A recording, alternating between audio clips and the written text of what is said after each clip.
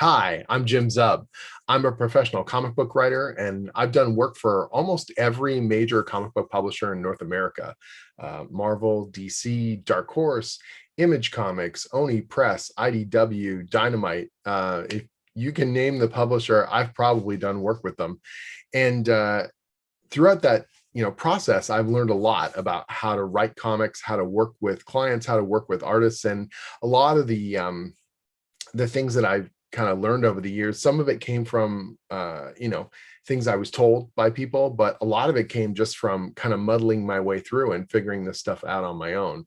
And so here on this YouTube channel, I can talk about the process, I can talk about working in the industry, and hopefully kind of demystify some of that process and give you advice to help you write your own stories for comics.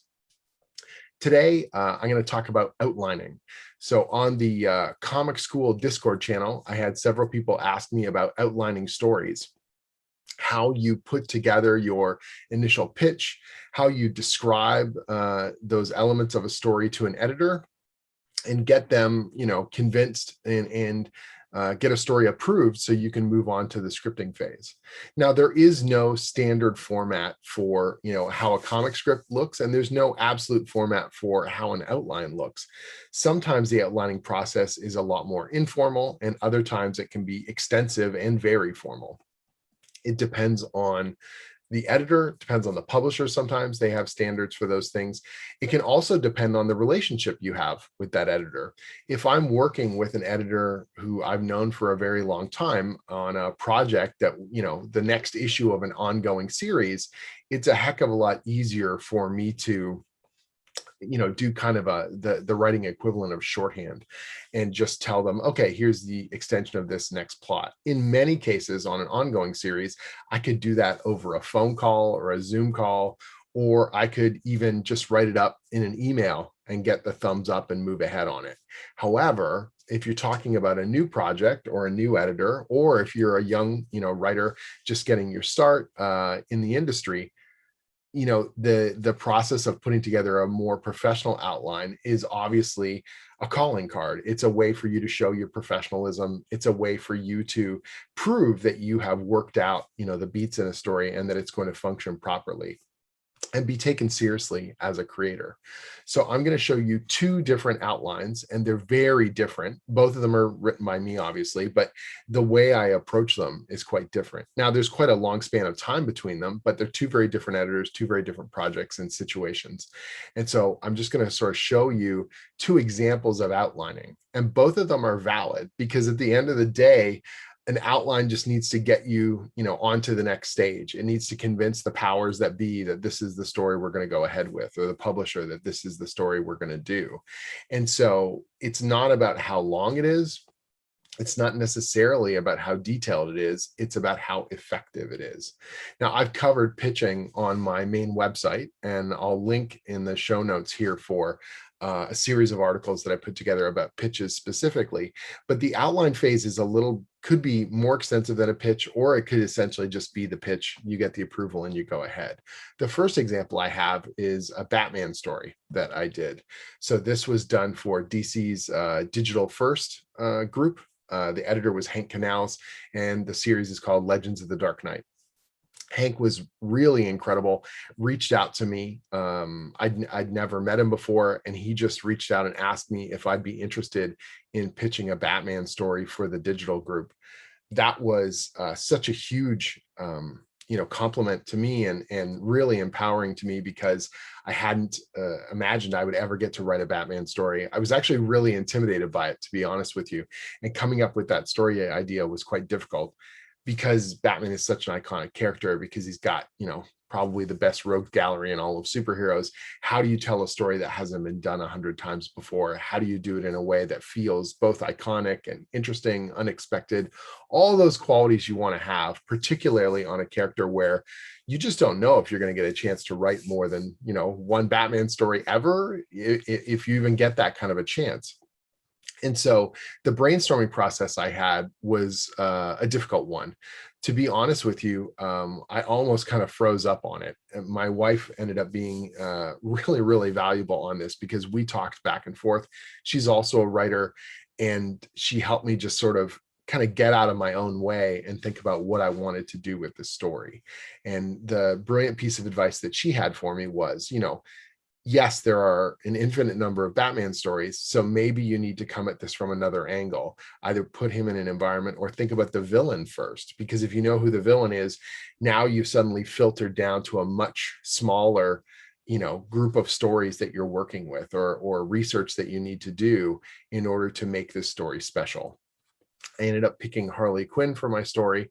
And this is back in 2012. Harley was, I'd say, a popular character, but not in the way she is now, where she's just kind of stratospheric. And, I think Jim Lee said at one point that she's one of the pillars of the DC universe, standing toe to toe with, Batman and Wonder Woman and Superman, which is mind blowing to me. Because at the time, it's like, yeah, I thought she was cool and, a great character from the Batman animated series. And she'd done some neat things in the comics, but she didn't have the kind of insane visibility that she does now. So doing a Harley story felt manageable. I could rewatch my favorite episodes of the animated series. I could kind of dig back into some of my favorite comic stories and just get a feel for that character again and come up with an idea. I sent some emails back and forth with Hank, the editor, and then I put together a very brief outline, and it is short. Even for me, this is particularly short, and I think that's kind of valuable to see. So here's the outline. The original name for this story was called The Diagnosis. So when it was actually published, we called it Dr. Quinn's Diagnosis. So it's still called The Diagnosis here, relatively close. And this is just because it was in digital, they were going to do this thing where they split it into two halves. And so I just go through it here. And it's very kind of beat by beat. Batman arrives at an abandoned ice cream parlor and confronts Harley Quinn in his search for the Joker. They square off, and after battle and banter, Harley surprisingly tries to calm things down. She insists on giving her professional diagnosis of Batman's mental condition based on her training as a psychiatrist. If he's willing to go along with her little question period, she'll tell him where the Joker can be found. Batman carefully plays along, fishing for a sense of Harley's mental state, as well as whether or not she's a victim of the Joker's manipulation or in control of her own criminal actions. Then in part 2, Batman and Harley play off each other's strengths and weaknesses, delving into what makes each of them tick. Harley insists that Batman is loveless and destroyed inside, while she is happy and enjoying every minute of her life of crime. And then I throw in an actual kind of bit of dialogue just to give it a bit more flavor, so it's not quite so clinical in its approach here. Look at you, Bats. Nothing but a frown painted across that chiseled vigilante face of yours, she quips. I'm always smiling. The interplay continues until suddenly a small alarm goes off and Harley jumps to her feet, triumphant. Her real goal was to delay Batman long enough for Joker to pull off his latest horrific plan. What she doesn't know is that Batman's actually already captured the Joker. Batman was playing her the entire time, seeing how innocent she was before taking her in. She's made her loyalties quite clear, and Batman has all the proof he needs. As he carts her away, she hollers in frustration that she's been tricked. She frowns, and Batman finally reveals a small, tempered smirk to end the story. Look who's smiling now. And that's really all there is to it. All the different stuff that's going to happen on the page. And there's a ton of fun dialogue and quips and back and forth between these characters. I'll show you a few pages from the story. Now, again, because this was originally formatted for digital release, the way DC does their digital is quite nice. They kind of split a regular comic page in half, horizontally speaking. And so you get this format that fits well on your average screen or on a tablet, if it's rotated. And the pages turned out great. Neil Gouge did a wonderful job drawing the story and really, really plays out the action incredibly well. Getting into character and doing the dialogue with Harley was such a good time, so much fun. The interplay between the two of them, her being all acrobatic and him just, kind of barreling through and fighting back against her. It looks like she has the upper hand, and then he turns it around on her. The whole thing was an absolute joy to write. And then to see Neil kind of take this and do the fight choreography so damn well. Man, that panel where she's getting her face smashed into the glass there is so good. It's so painful looking. And then, of course, she just bounces right out of it with another quip and another joke. I won't show you the whole story here. I would love for you to check it out. It's available, obviously, on digital on Comixology. It's also been reprinted a couple times in, I believe, one of the Best of Harley Quinn collections, and also in the Legends of the Dark Knight collection. So you've got this fun interplay between the characters. The whole thing plays out in a really cool fashion. And like I said, I'm incredibly proud of how it turned out. But the actual outline was very short. Hank already wanted me on board for the story. He essentially asked me to come up with a Batman story that, worked for me. And that, freed me up to just focus on the main beats of the action. What's it all about? How are we going to have the interplay between these two characters, and what's that kind of stinging payoff for the story? Notice that I don't keep the surprises, hidden. The editor needs to know every single element of it so that they can improve the story. But that whole outline is probably 2/3 of a page, really, really short, really, really simple. Hank gave it the thumbs up, and I was off and going. Suddenly I'm scripting a Batman story, which, just like right now I'm smiling because it's such a good memory for me, and it was such an honor to put it together. I'm going to show you another example of an outline, and this is what I would call a full outline. This is even more detailed than most of the outlines I do for a lot of my other projects. And that's kind of by design, the nature of this one. So this is the sequel to Rick and Morty versus Dungeons and Dragons. So this is Rick and Morty versus D&D 2, which we called Painscape. And I did a 6-page outline for this miniseries. It's a 4-issue miniseries, and I put together 6 full pages describing all the different elements of the story, describing the theme, describing every kind of blow-by-blow part of the plot. Why did I go through it so extensively? The reason why is because, in this particular case, Rick and Morty, is kind of the crown jewel of Adult Swim right now. Dungeons and Dragons is a massive property for Hasbro and Wizards of the Coast. And we had done the first crossover. Patrick Rothfuss and I co-wrote the first miniseries, and it went over really well. But even still, you've got these big IPs, and you have to convince everyone who has a stake in this thing. We also had 2 publishers, right? Because Oni Press has the rights to do the Rick and Morty comics.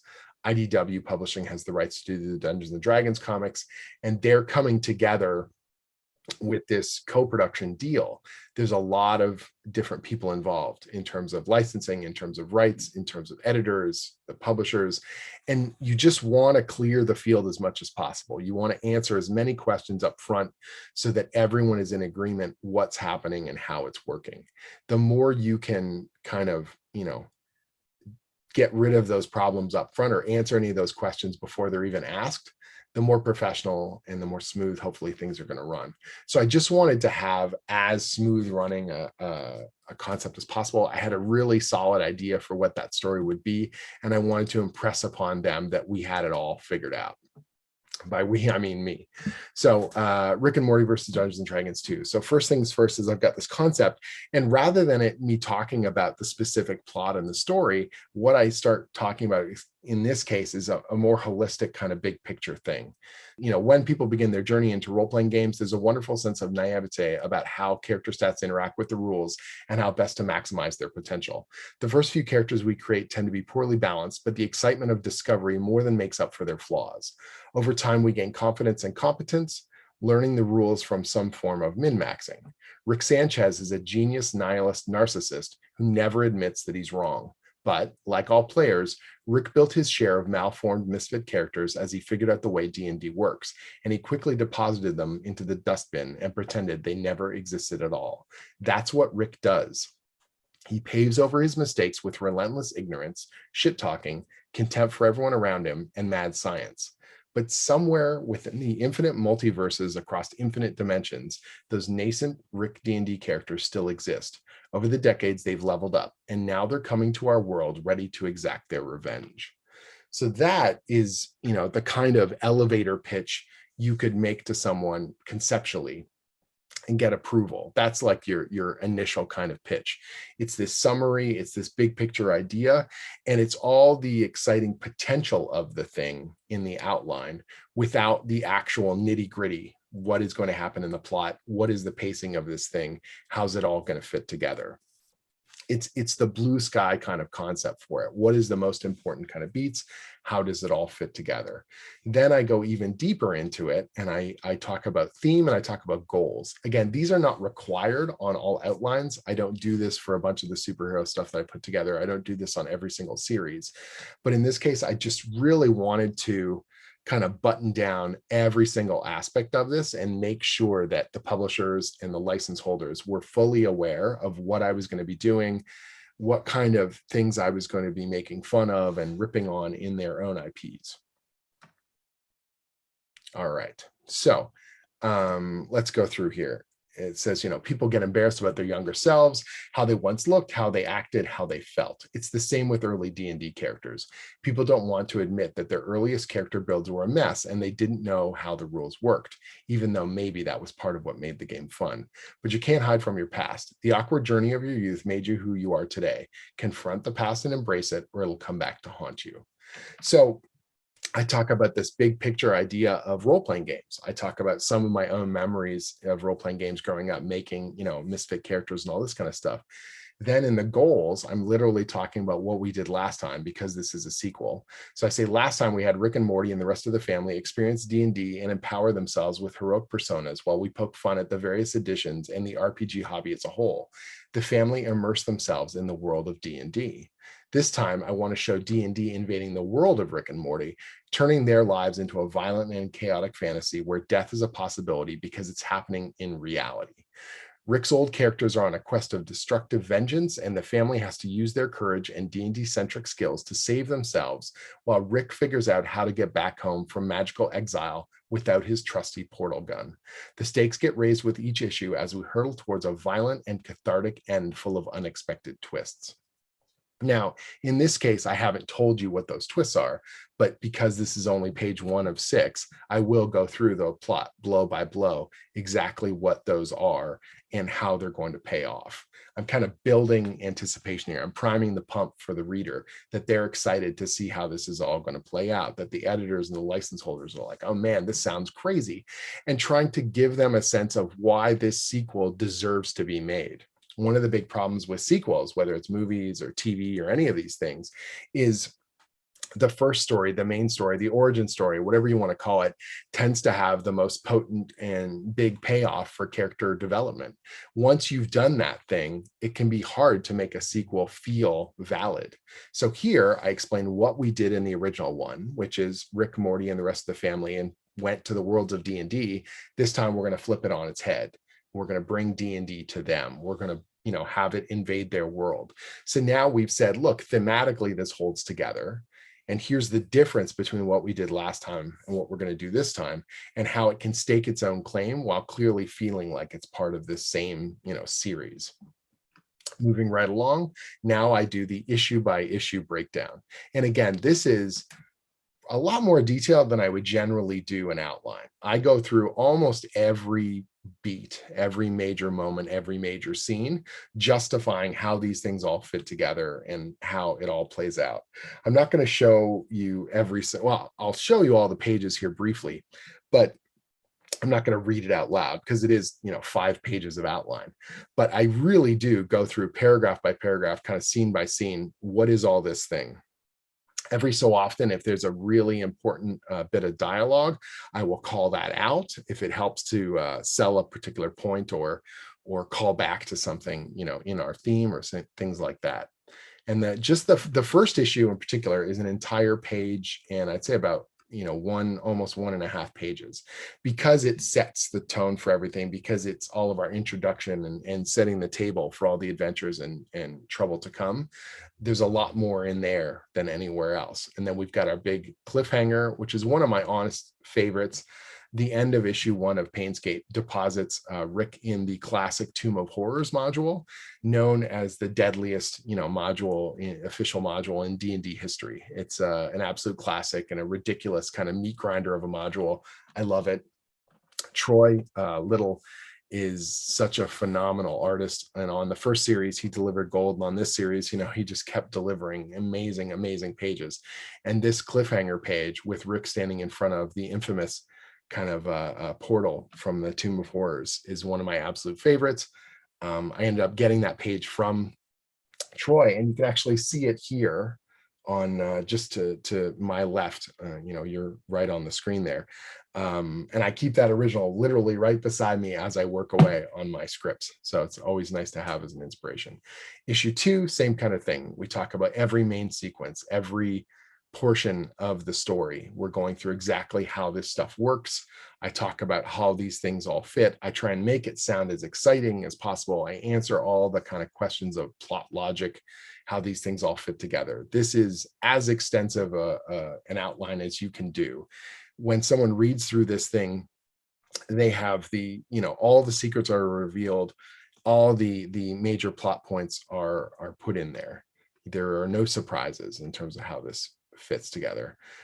Issue 3 has an amazing sequence I really love, where Rick comes across a bunch of alternate versions of himself. They're all loser characters that he made in first edition D&D. Troy designed these alternate versions of Rick, and they are some of my absolute favorite things he's done for the entire series. They're so ridiculous and amazing. They all feel so cool and unique. And then issue 4, it all comes to a head. We have this big, wild climax for the series. If you haven't read it, I really do hope that you give it a shot and read both the original Rick and Morty versus D&D and the sequel, because I think it's a really unique project, because you're taking this established IP that has such well-known characters and we're putting them in this weird pop culture concept. And we could have just done the absolute basics of it, but when Pat and I did the first miniseries, we tried to really dig in deep. We tried to dig in deep to what makes D&D so special and why people love it, and also what makes Rick and Morty so special and why those characters and that family dynamic is so particular and hits such a strong note with fans. In the sequel, I had to try and keep that quality going without the power of Pat Rothfuss. So I was trying to put all my powers into making it feel just as dynamic, just as unexpected, just as, engaging, and trying to say something about why we play games, about who Rick Sanchez and who, Morty is, and all these characters as they interplay and riff on each other. And I feel like we were really successful on it. The response to both miniseries has been really, really heartwarming, and I'm thrilled with how it all came together. But this is an example of the blow by blow kind of outline. It is 6 pages, which in an outline format feels long for me, but I know some other writers would probably think that's on the short side. I'm used to keeping my pitches short because I don't want to waste editors' time. I really kind of go for the throat and here's what this thing is all about. In this case, I went more in depth on it because I just really wanted to knock it out of the park and prove to Adult Swim and Wizards of the Coast and my editors and the publishers that I had this well in hand, and that these 2 big properties were going to be, we could make the sequel just as successful as the first one, and we had something fun and unique to say that didn't feel like we were going to wear out our welcome. And I think we did a great job on it. And Troy, his artwork and storytelling, just made it so much better to do.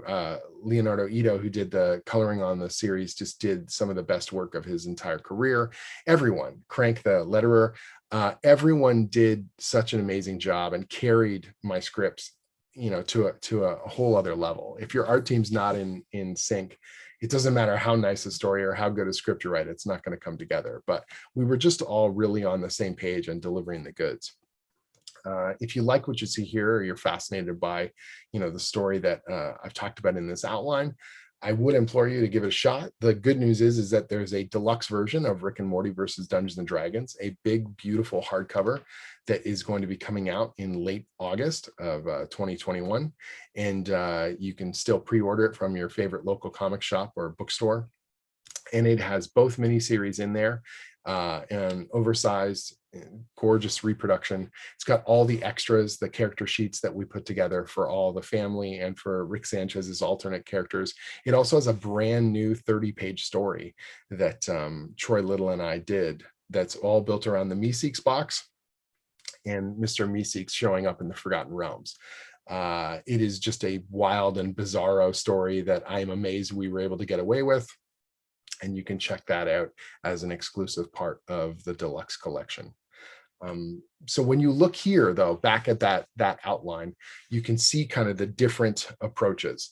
The first one, the Batman outline, it fulfills all the obligations of what an outline needs to do. It tells the editor what the story is. It tells you how it's all going to play out. But it just hits the high points. I don't go through exactly where they're fighting, or, what the lines of dialogue are going to be, or key elements of plotting beyond just motivations, because there's an assumption that will get worked out in the script and that I know what I'm doing. In the case of Rick and Morty versus D&D 2, it's the other extreme. It is the full outline. This thing is loaded to bear with all of the plot information, thematic information, and just me not assuming that the reader has any knowledge of who I am or what we're trying to do with the series. And I'm going to sell it to you on every single page and explain to you why this thing's going to function and what the story needs to be, so that if they have any questions or require any clarification or adjustments, we can get it dealt with here in the outline phase, get it approved, so that the approval phase in the scripting and in the artwork is just going to be that much easier. That any pitfalls or problems that they see in terms of licensing, we can address now and then get it over with. So, that's kind of in my nature. I'm a planner. I really like having that clear plan laid out. And for everyone on the team, the artist, the editor, the publisher, they all feel very confident in what they're going to get from me because I've laid it out very clearly for them. That's just, kind of how I work. As I mentioned at the top of this thing, there is no single way to do an outline. There is no one proper path. As long as you've convinced the editor, the publisher, whoever you're working for, that you're the person for the job and that this story is well in hand, then you've written enough. Or you've written, if you haven't done that, then you got to write more. You got to explain this thing more thoroughly, more carefully, answer their questions. Every editor has their own kind of working method, and they're going to build up a working method with you. Once you've been on a particular series for a longer period of time, and once you've built up a good creative working relationship with an editor, they're not going to require that kind of extensive, it's not like a legal case where you got to bring all your supporting evidence. They know who you are and they trust in you if they've hired you to keep doing this job. But at the top of this thing, or if you're just getting your start as a writer, you need to kind of bring the goods and convince people that you are as organized and confident and capable of delivering on this story. So look to, these examples of outlines, and hopefully they will be useful to you, and adapt them to your own kind of plan and the way that you like to think about storytelling and the way you like to explain stuff. Try and keep it organized. Break it all down in nice, clean, simple, punchy paragraphs. Make sure you've got sections, separated so it's easy on the eyes as the editor is looking it over. Obviously, I shouldn't have to say it, but just to be 100% clear, spell check that thing, grammar check that thing. One of the things I do, particularly when I'm working with new clients, is I will either get someone else to read over outlines before I send them in, or I will walk away for a little bit and then come back and reread them. If I'm really nervous about it, I will read the entire outline in my own voice, like not just in my head, because when you read something aloud, you suddenly pick up on a lot of grammatical things that you may not have realized as you were typing away. So I will read an outline and I'll realize that maybe I'm using a particular word too many times because it keeps coming up and I hear myself say it, or a sentence is running on too long, or something is clipped, or I forgot a word.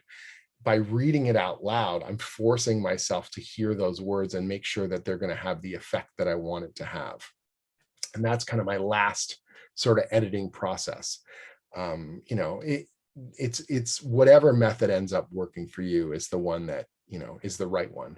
But here's some examples that I hope you found helpful.